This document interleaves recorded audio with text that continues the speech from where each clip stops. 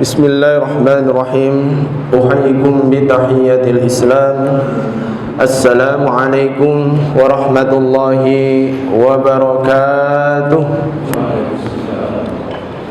Alhamdulillahi ala ihsanih wa syukru lahu ala taufiqihi wa amtinanih. Ashhadu an la ilaha illallah wahdahu la syarika lah ta'ziman li sya'nih. Wa ashhadu anna Muhammadan abduhu wa rasuluhu ad-da'i ila ridwanih. Salawatu rabbi wa salamuhu ala khairi khalqih Muhammadin nabiyhi wa rasulih wa ala alihi wa sahbihi wa man da'a bi da'watihi. Amma ba'du, faqad qala Allah ta'ala fi kitabihil karim, Inna Allah la yughayyiru ma biqaumin hatta yughayyiru ma bi anfusihim. Wa idza arada Allah biqaumin su'an fala maradda lahu wa ma lahum min dunihi min wal. Para jamaah salat subuh yang dimuliakan oleh Allah Subhanahu wa taala.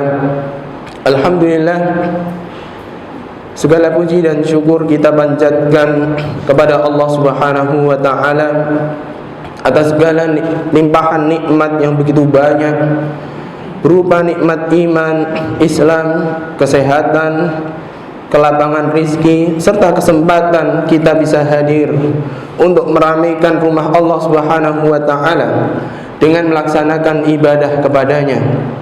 Mudah-mudahan segala amal ibadah kita, sujud kita, kemudian salat kita, membaca Al-Quran kita, dan rangkaian amal ibadah yang kita kerjakan pada pagi yang berbahagia ini diterima sebagai pahala di sisi Allah Ta'ala. Amin ya Rabbal Alamin. Salawat serta salam semoga tercurah limpah kepada Nabi kita yang mulia, Nabi Muhammad sallallahu alaihi wasallam, kepada keluarga, sahabat, dan orang-orang yang senantiasa mengikuti sunnah serta petunjuk beliau. Mudah-mudahan kita semuanya termasuk orang-orang yang mendapatkan syafaat pada hari kiamat dari beliau. Amin ya Rabbal Alamin. Para hadirin yang dimuliakan oleh Allah Subhanahu wa ta'ala, tema kajian subuh pada kesempatan kali ini adalah sunnatullahi fit taghyir, yaitu sunnatullah di dalam perubahan hidup. Ayat yang saya kutip di muqaddimah tadi, surat Ar-Ra'd ayat 11, Allah Subhanahu wa taala berfirman, yang artinya sesungguhnya Allah tidak akan merubah keadaan suatu kaum sampai mereka merubah keadaan diri mereka sendiri. Dan apabila Allah Subhanahu wa taala menginginkan keburukan pada suatu kaum, maka tidak ada satupun zat yang bisa mencegahnya, dan tidak ada yang menjadi pelindung untuk mereka selain dari Allah Ta'ala. Ayat ini memberikan sebuah pelajaran bahwa Allah Ta'ala Subhanahu wa ta'ala tidak akan mencabut nikmat dari suatu kaum selama kaum tersebut senantiasa mampu menjaga kondisi keadaannya. Tidak akan merubah keimanan menuju kekufuran, tidak akan merubah ketaatan menuju kemaksiatan, tidak akan merubah sesuatu yang dianjurkan menjadi larangan Allah Subhanahu wa ta'ala. Maka Allah akan senantiasa menghadirkan nikmat kebahagiaan, nikmat ketenangan di dalam kehidupan, dan segala nikmat kehidupan yang ada Allah akan curahkan untuknya selama kaum tersebut mampu menjaga konsistensi dirinya untuk senantiasa berada di atas ketaatan kepada Allah Subhanahu wa ta'ala. Jadi para jamaah dimuliakan oleh Allah Subhanahu wa ta'ala, itulah diantara sunnatullah di dalam kehidupan yang pasti terjadi, yaitu at-taghyir, perubahan dalam kehidupan. Jadi makna sunnah ya secara bahasa adalah at-tariqatul mukhattatah, yaitu jalan yang sudah digariskan. Dan di antara ketentuan Allah atau jalan yang sudah digariskan oleh Allah Subhanahu wa taala di dalam kehidupan kita ini adalah at-taghyir, yaitu perubahan. Contohnya dulu kita masih muda, kemudian berubah menjadi tua. Dulu kita miskin, Allah takdirkan kita berubah menjadi kaya. Dulu kita adalah orang yang masih berada dalam kandungan ibu kita, kemudian Allah berubah, Allah lahirkan kita di dunia. Inilah perubahan yang terjadi di dalam kehidupan. Sehingga perubahan di dalam kehidupan ini adalah sebuah keniscayaan, hal yang tidak bisa dipungkiri oleh setiap akal manusia.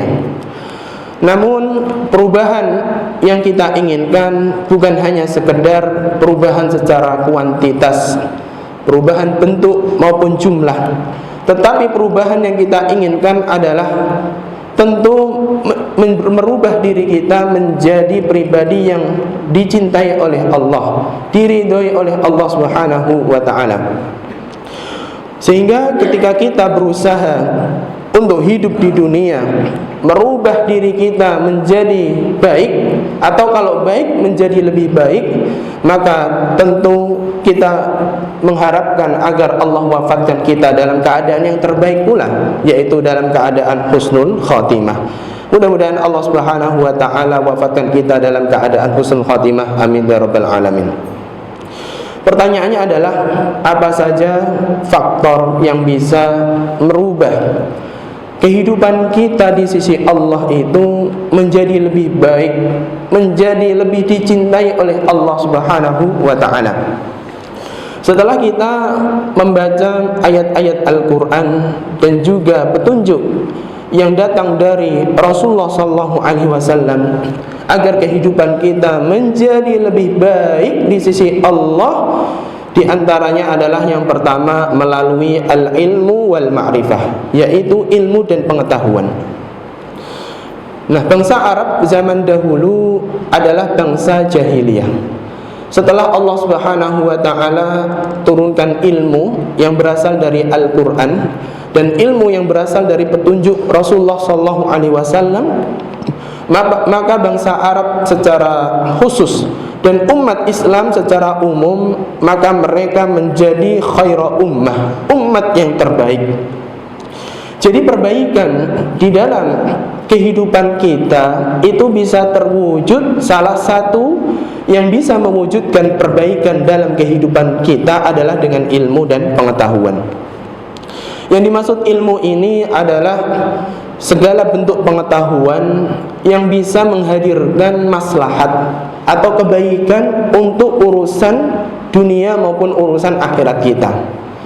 Sehingga di dalam Islam tidak ada namanya dikotomi atau perbedaan antara ilmu dunia dengan ilmu agama. Semuanya adalah ilmu Allah yang wajib untuk kita pelajari bersama.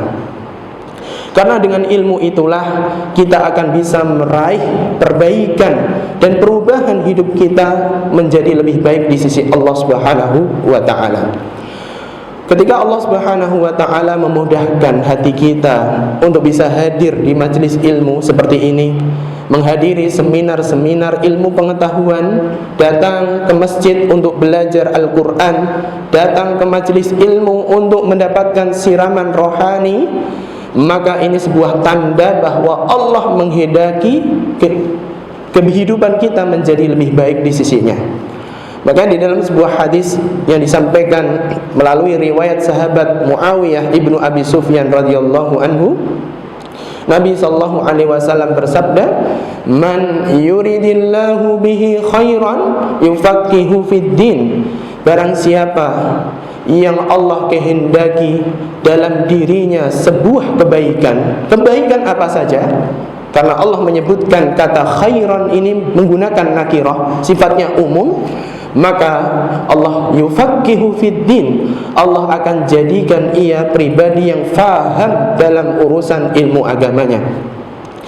Jadi para jamaah yang dimuliakan oleh Allah Subhanahu wa taala, dulu ya mungkin di antara anak-anak gadis kita atau wanita muslimah, walaupun mengaku sebagai seorang muslimah, banyak di antara mereka yang tidak mampu menutup aurat dengan benar. Setelah mereka hadir di majelis ilmu, kemudian mendapatkan petunjuk tentang kewajiban untuk menutup aurat, maka kehidupannya menjadi lebih baik. Dia tutup auratnya, dia menjadi wanita yang lebih beradab. Dulu kita tidak mengenal sholat dengan baik. Setelah kita mempelajari ilmu tentang sholat, bagaimana ibadah yang benar di dalam sholat kita, dan itu hanya didapatkan dengan belajar dan mengkaji ilmu, maka sholat kita menjadi lebih baik.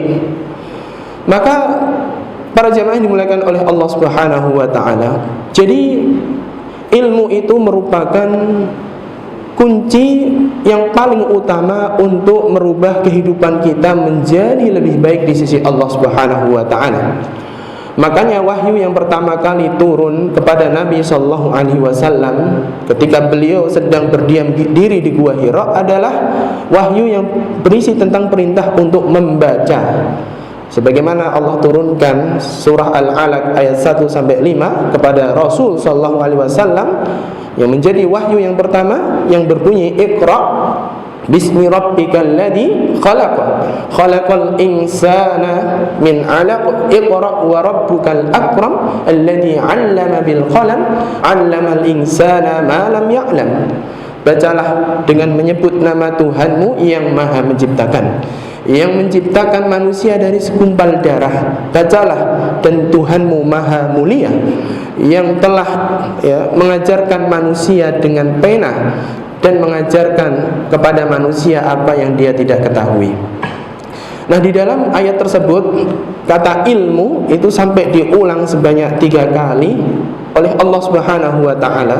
Ilmu yang memiliki makna pengetahuan dan belajar. Maka ini menunjukkan bahwa belajar, membaca, mendalami ilmu pengetahuan merupakan sarana terbaik untuk merubah kehidupan kita menjadi lebih baik di sisi Allah Subhanahu wa ta'ala. Oleh karena itulah saking pentingnya ilmu sampai-sampai Nabi Musa alaihissalam diperintahkan oleh Allah Subhanahu wa ta'ala untuk belajar kepada Khidir alaihissalam, ya. Bahkan saking semangatnya Nabi Musa untuk belajar, beliau rela menempuh perjalanan yang begitu lama supaya bisa belajar dengan Khidir alaihissalam.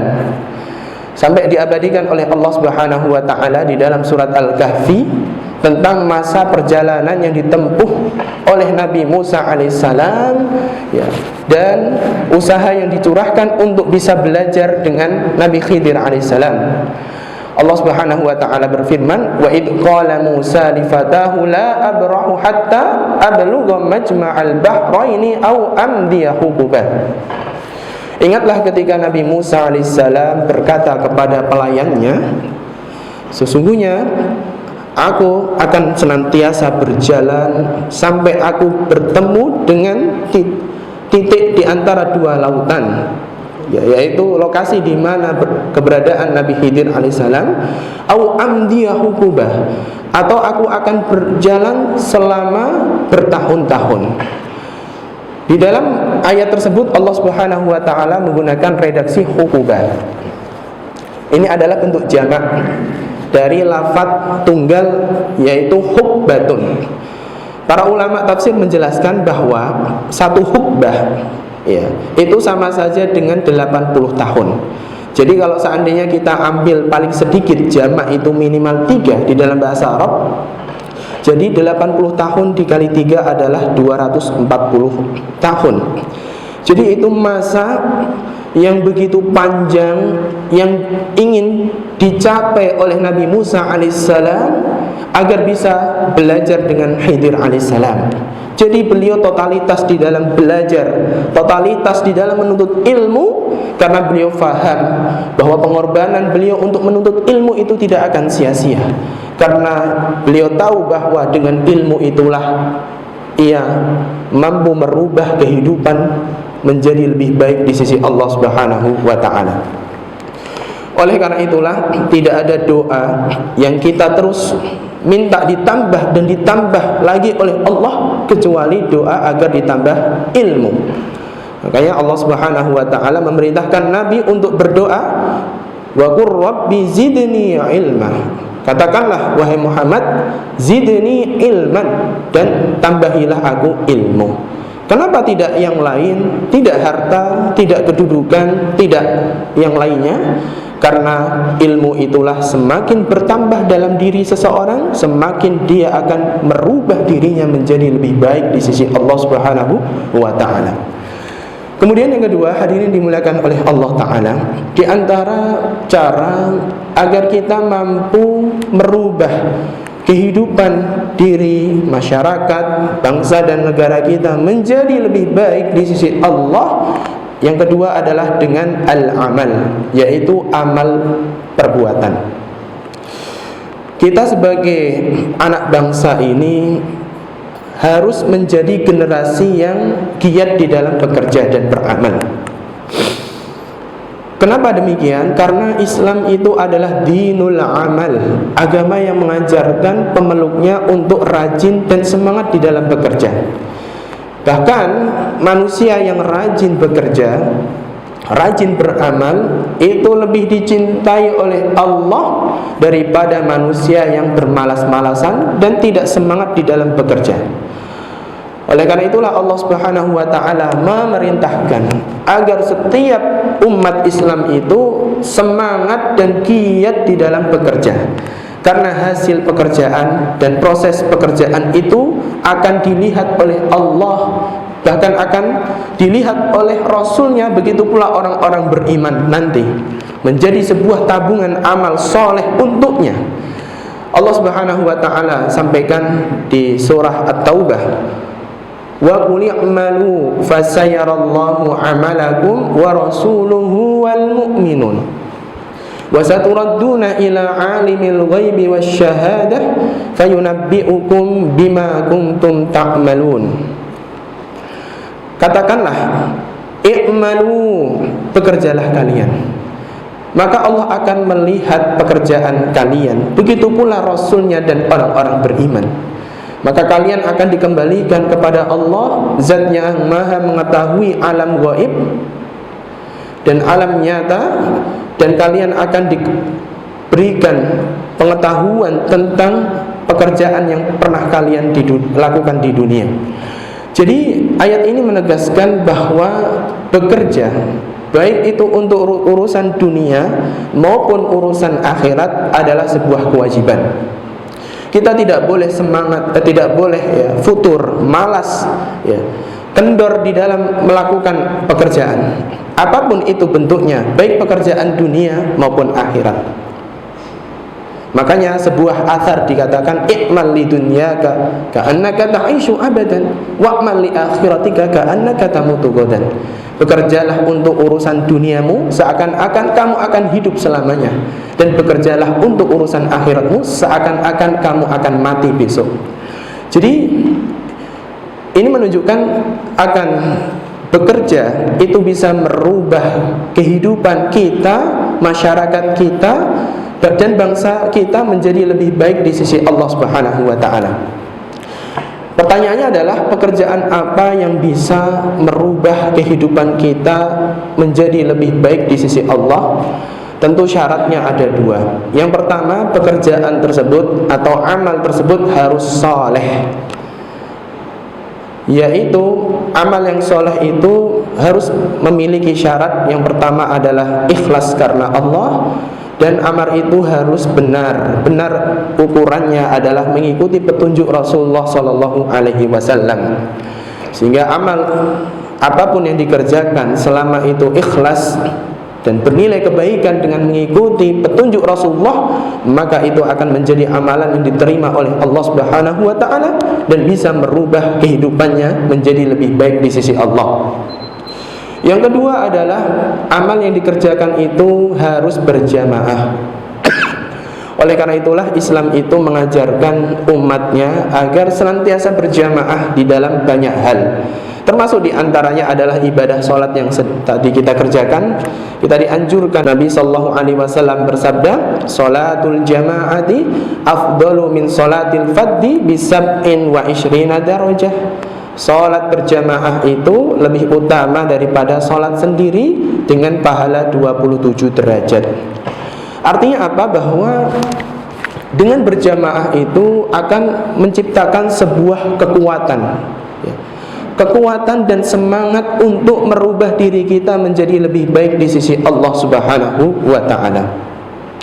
Jadi apapun yang dikerjakan secara berjamaah itu akan menghadirkan keberkahan dari Allah dan juga kekuatan di tengah-tengah umat.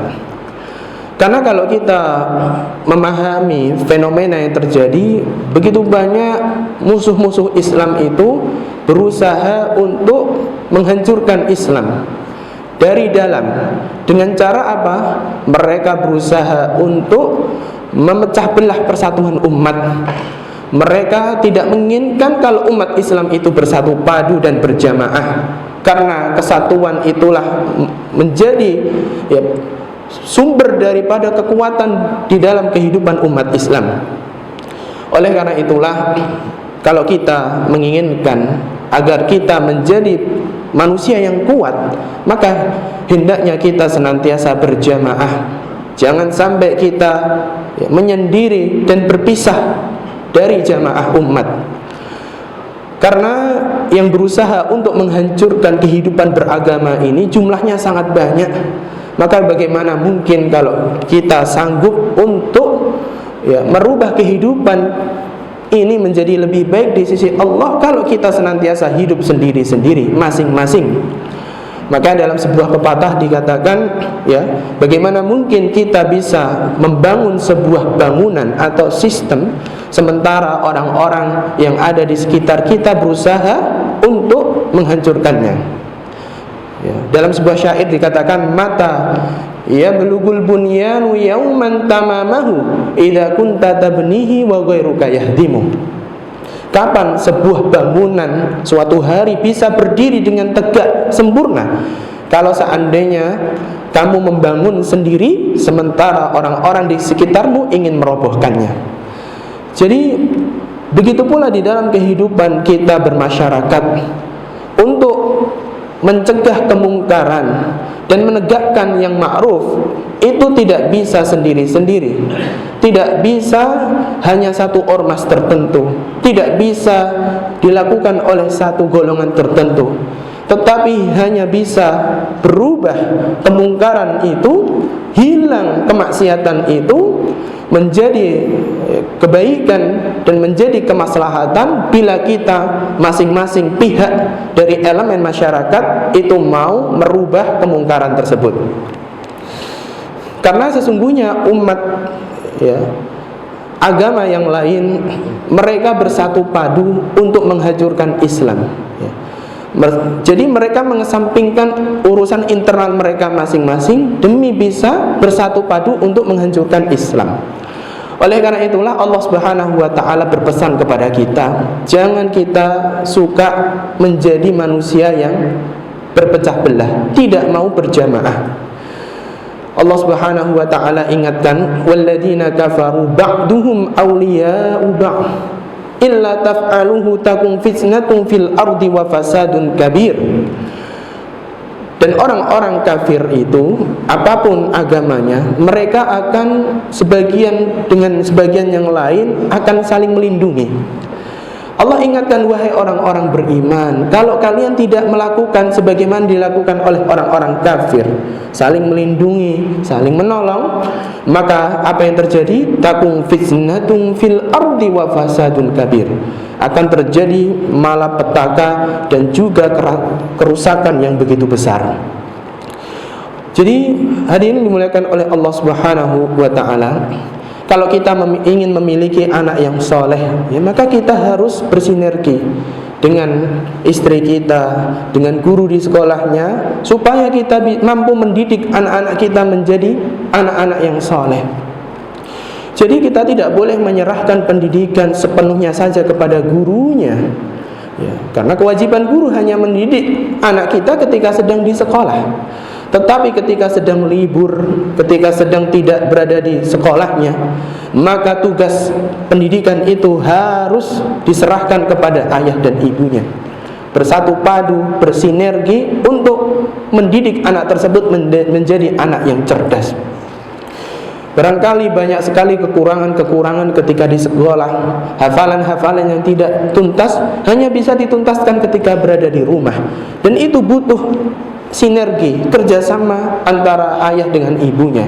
Maka dengan hal itulah kita bisa merubah kehidupan anak kita menjadi lebih baik di sisi Allah Subhanahu wa ta'ala.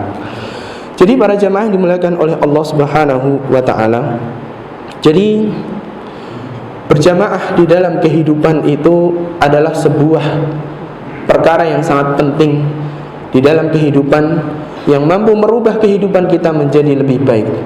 Jadi sholat kita berjamaah, zakat kita berjamaah, amar ma'ruf nahi mungkar kita berjamaah, kita senantiasa bersatu padu. Jangan sampai kita suka berpecah belah, ya. Karena kebaikan yang dikerjakan secara personal atau dilakukan oleh kelompok tertentu, maka sulit untuk bisa tegak dengan sempurna. Makanya ada sebuah kaidah mengatakan, al-haqqu bila nizam yaglibuhul batilu binizam. Kebenaran yang dilakukan secara tidak terorganisir, tidak berjamaah, tidak tersistem, itu mudah dikalahkan oleh kebatilan yang dikerjakan secara tersistem dan terorganisir.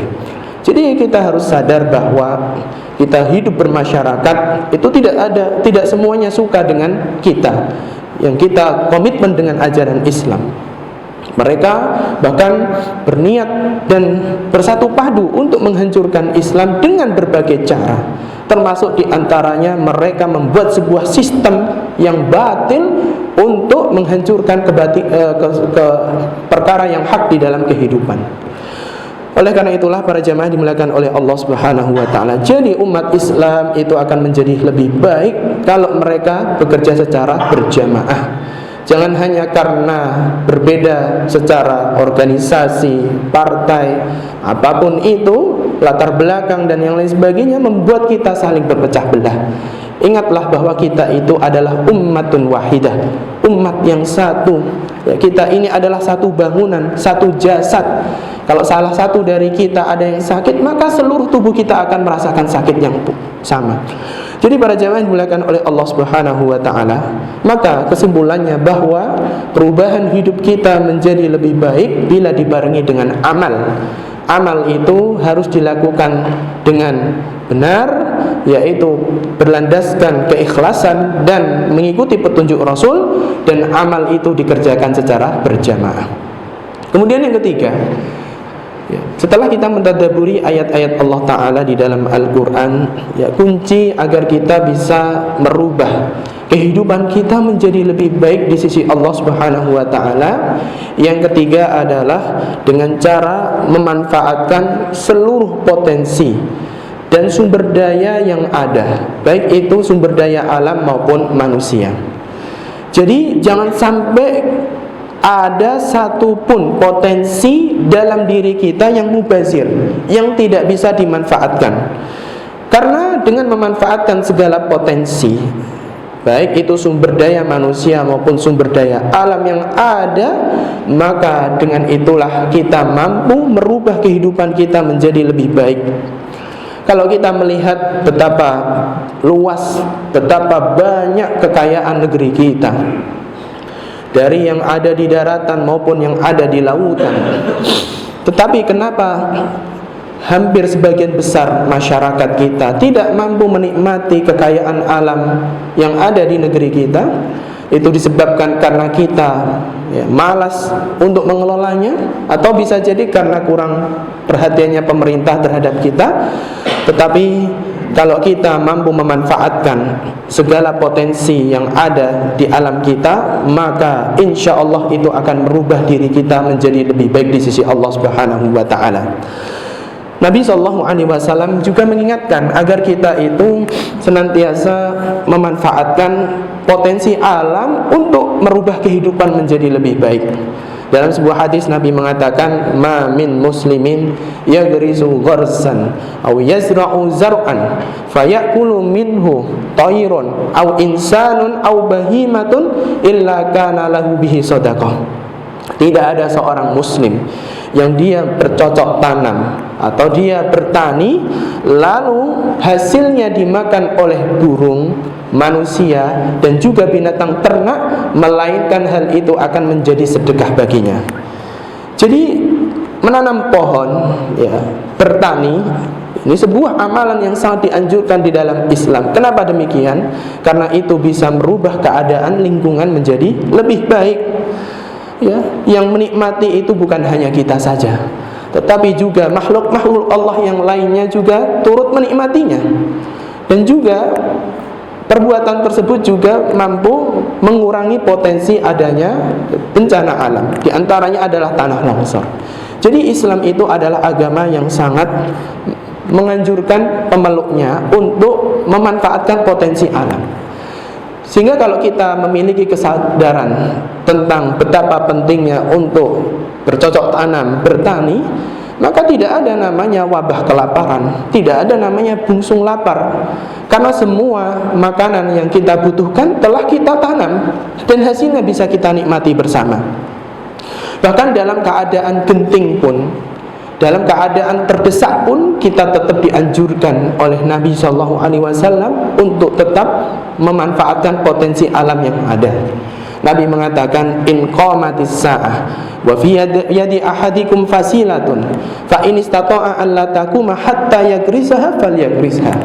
Sekiranya hari kiamat itu terjadi, sedangkan di tangan salah satu dari kalian itu terdapat fasilah, yaitu biji kurma, kalau dia mampu untuk menanamnya sebelum kiamat itu terjadi, maka hendaknya dia segera tanam, segera dia menanamnya.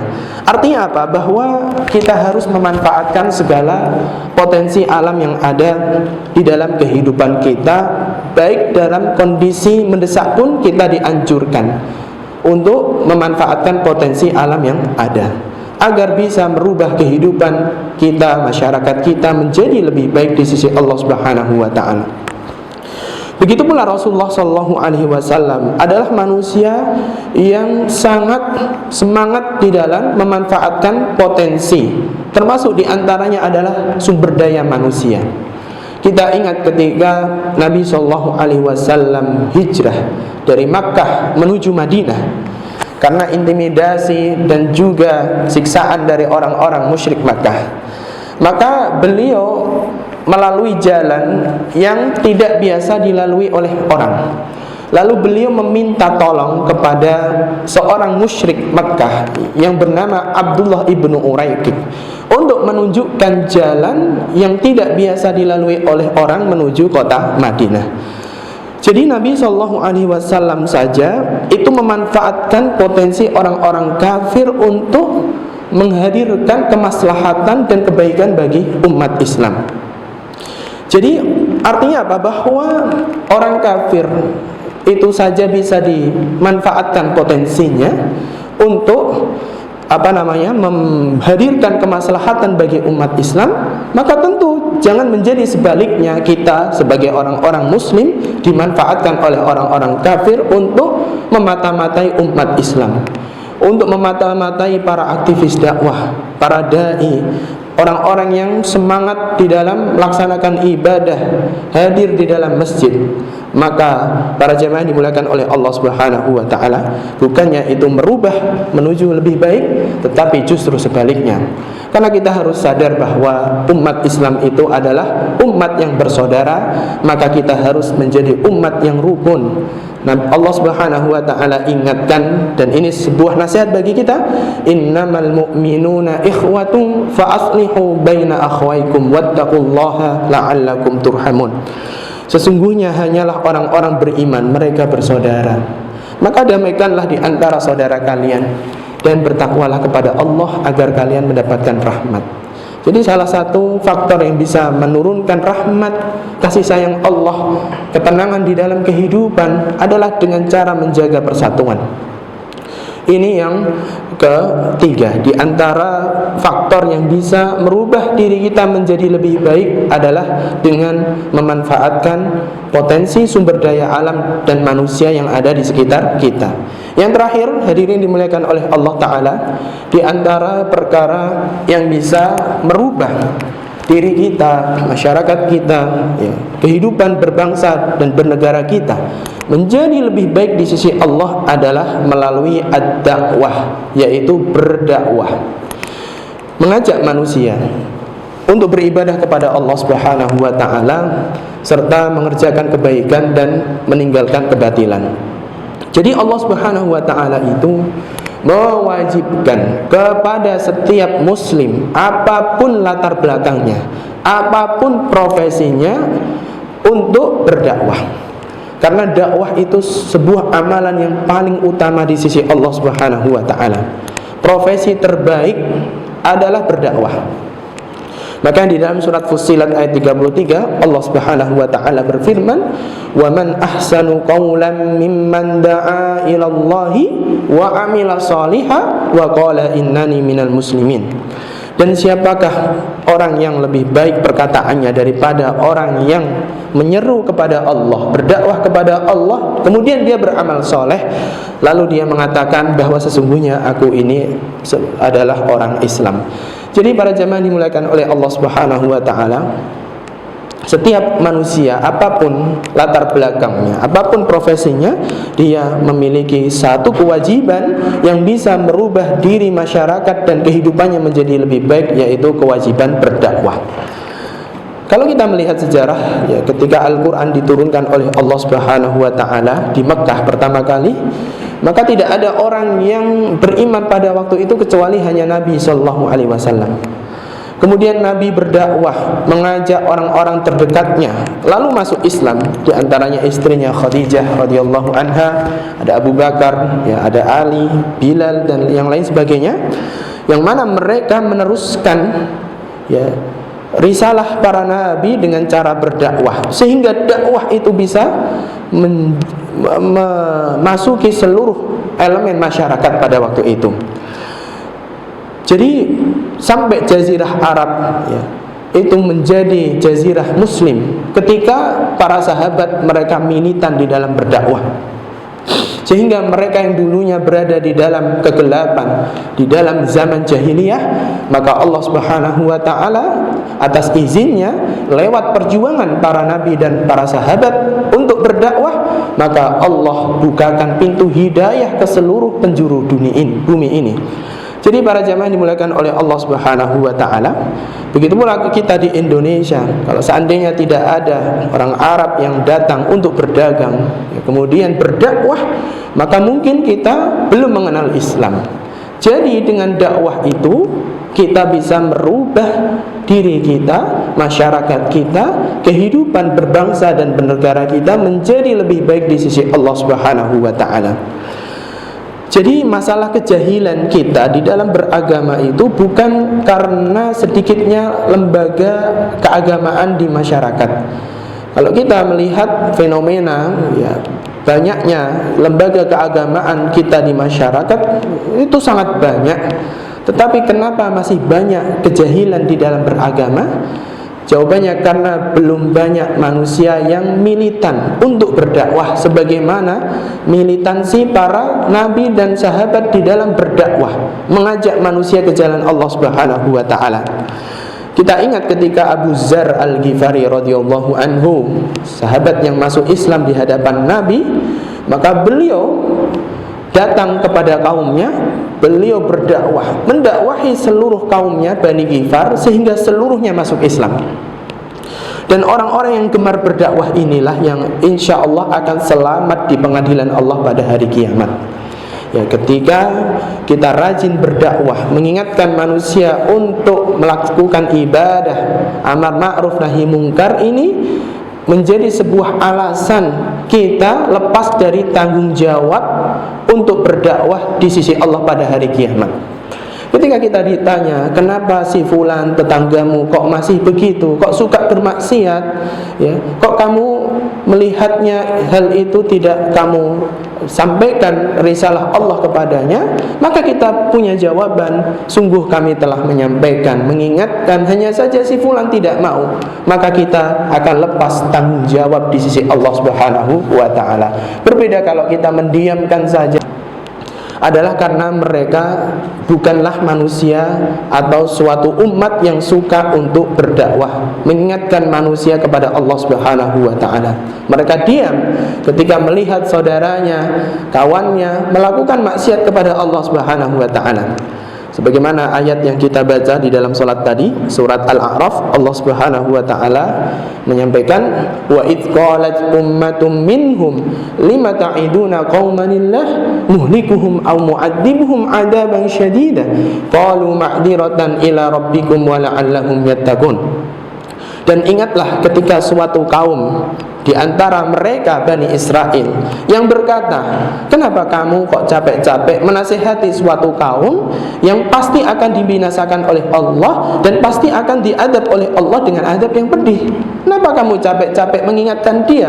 Toh dia dinasihati pun tidak ada gunanya, tidak akan berubah. Maka kita punya jawaban, qalu ma'dziratan ila rabbikum wa la'allahum yattaqun. Mereka menjawab hal ini supaya menjadi ma'dzirah, alasan supaya kami lepas tanggung jawab berdakwah di hadapan Tuhan kalian, dan mereka akan menjadi orang-orang yang bertakwa di sisi Allah Subhanahu wa ta'ala. Jadi para jamaah dimuliakan oleh Allah Subhanahu wa ta'ala, agar kita bisa merubah diri kita, kehidupan kita, bermasyarakat kita menjadi lebih baik di sisi Allah Subhanahu wa ta'ala, maka kita harus menjadi orang-orang yang punya semangat untuk berdakwah, mengajak manusia ke jalan Allah Subhanahu wa ta'ala. Baik, sampai di sini dulu apa yang bisa kita pelajari dari sunnatullah di dalam perubahan.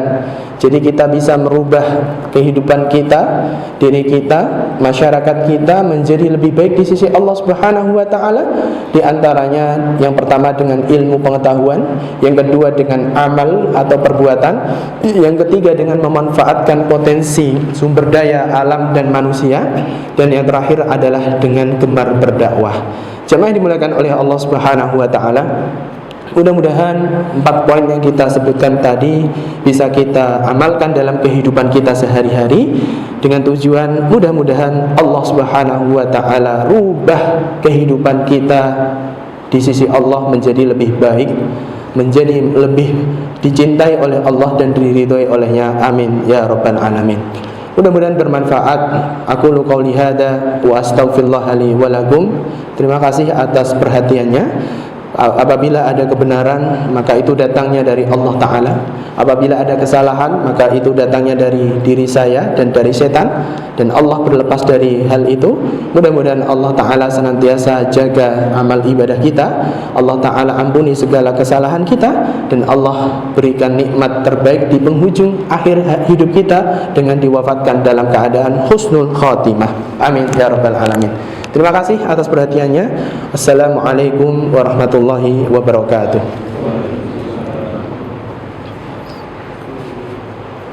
Oh, ada yang ingin disampaikan sambil menunggu syuruk? Tadi kan dibahas di sini tentang dakwah, tadi ini ada kayak kewajiban kita nanti berubah dan tanggung jawab pertanyaan yang perlu di akhirat nanti. Nah ini sejauh mana Ustaz dakwah kita?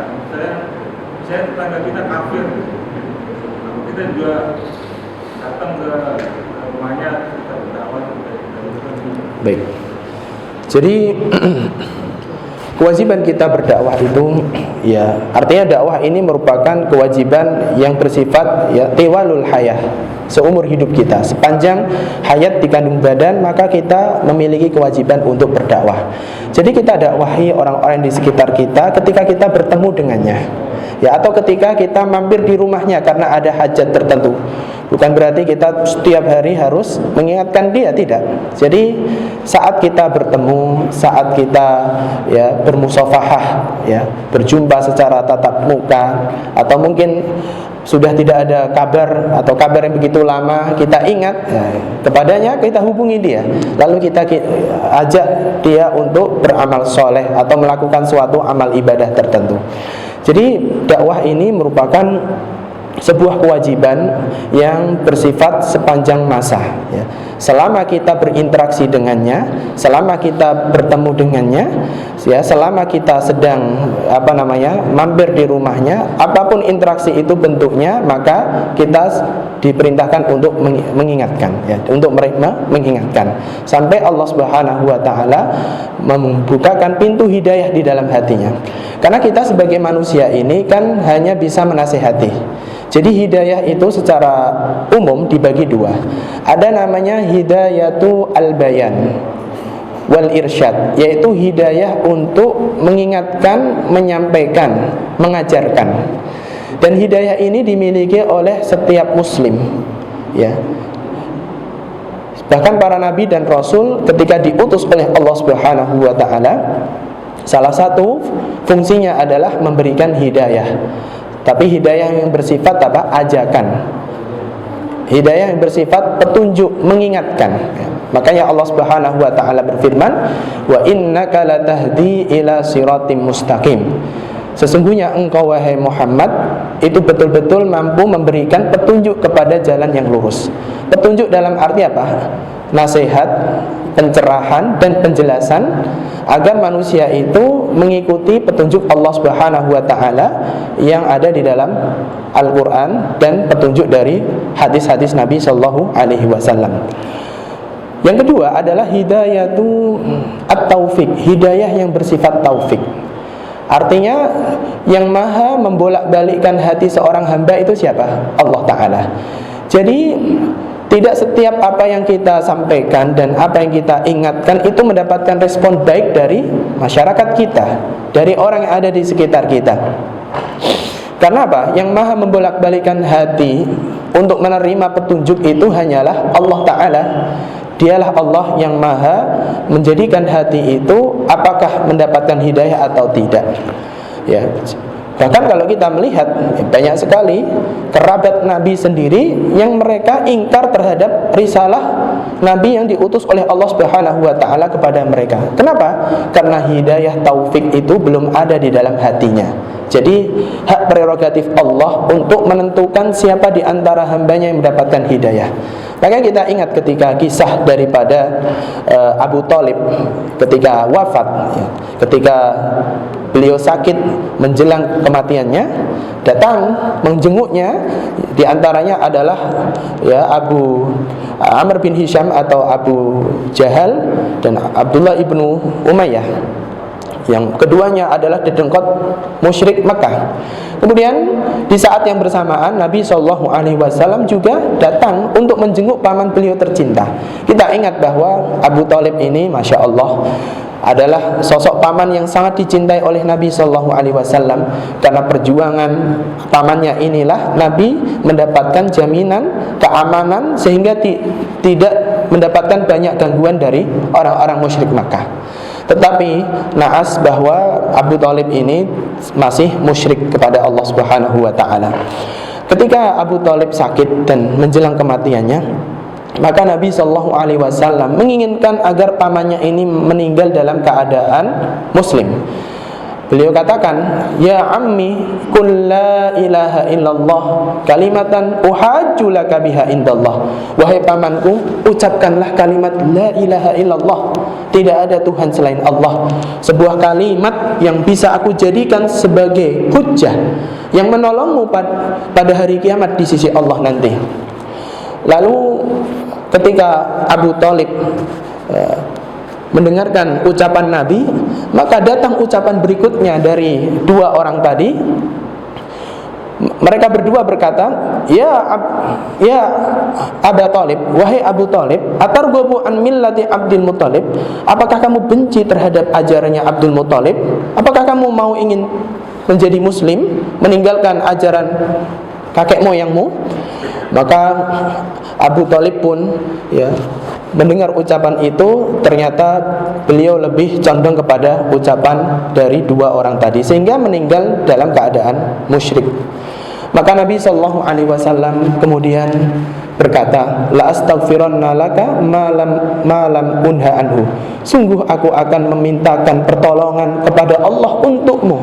Sungguh aku akan memintakan ampun kepada Allah untukmu selama aku tidak dilarang. Maka Allah Subhanahu wa taala menegur Rasulullah sallallahu alaihi wasallam dengan diturunkan sebuah ayat di surah At-Taubah, "Maka lin nabiyyi walladzina amanu ay yastaghfiru lil musyrikina walau kanu uli qurba min ba'di ma tabayyana lahum annahum ashabul jahim." Tidak boleh bagi seorang nabi dan orang-orang beriman untuk beristighfar, memintakan ampun kepada orang-orang yang mati dari kalangan orang-orang musyrik, walaupun mereka termasuk karib kerabat sendiri, setelah tampak bagi mereka bahwa mereka termasuk penduduk neraka jahim. Lalu Allah Subhanahu wa taala turunkan ayat berikutnya, innaka la tahdi man ahbabta walakinallaha yahdi man yasha wa huwa a'lamu bil muhtadin. Sesungguhnya engkau wahai Muhammad itu tidak mampu memberikan hidayah kepada orang yang engkau cintai. Hidayah taufik yang merubah hati seorang hamba. Walakinallaha yahdi man yasha. Tetapi Allah yang maha memberikan hidayah kepada siapa saja yang Allah kehendaki, dan dialah Allah yang lebih tahu siapa orang-orang yang berhak untuk mendapatkan hidayah darinya. Maka para jemaah dimulakan oleh Allah Subhanahu wa taala, jadi tugas dakwah itu adalah tugas hidup kita sepanjang masa kita. Kita setiap berinteraksi dengan siapapun itu, si fulan, maka kita ingatkan untuk ya taat kepada Allah Ta'ala. Kalaupun dia masih kafir, kita ajak, kita diskusi dengannya tentang perihal ajaran Islam, dengan harapan Allah Subhanahu wa Ta'ala memberikan hidayah kepada orang-orang yang kita sayangi dan orang-orang di sekitar kita. Jadi itu mungkin yang bisa kita sampaikan, mudah-mudahan bermanfaat. Cukup satu pertanyaan saja ya, karena sudah memasuki waktu syuruk. Atau mungkin ada lagi? Sudah ya, satu aja. Baik, terima kasih atas perhatian dan kehadiran para jamaah sholat subuh. Mudah-mudahan majelis ilmu kita diberkahi oleh Allah Subhanahu wa taala. Terima kasih. Assalamualaikum warahmatullahi wabarakatuh.